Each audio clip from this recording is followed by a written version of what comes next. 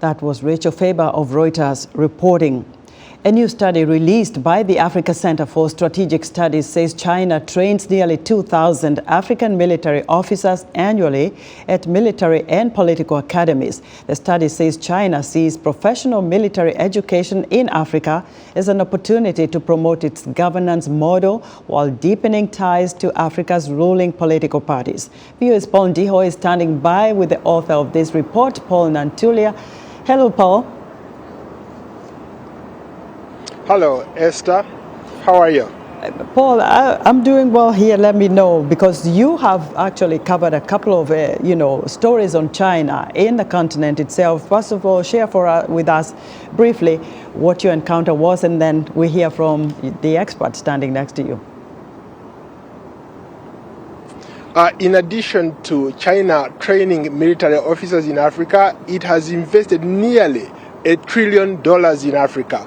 But from our perspective, I'm here with a celebrated researcher who has done an incredibly good work on Africa, investment in China, China investment in Africa, Paul Nyantulya, who is going to give us more insight of what has been happening between the two continents. So you've recently released a study that talks about China's investment in Africa. Let's start there.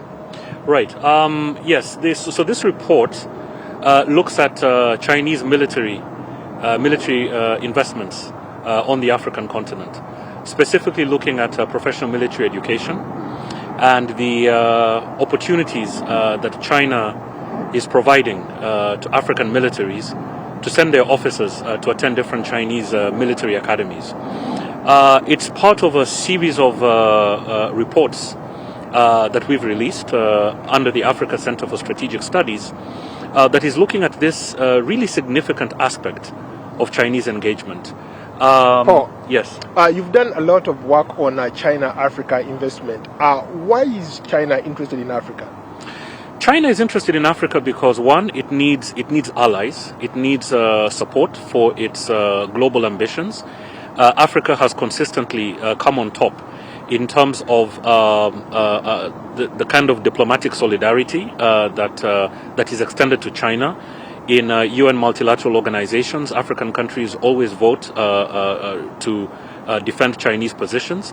And China is also looking to build influence not just in Africa, but also in other parts of the global south. So we see this multifaceted approach, economy, military, security, education. China needs allies, and China is looking to buy influence around the African continent.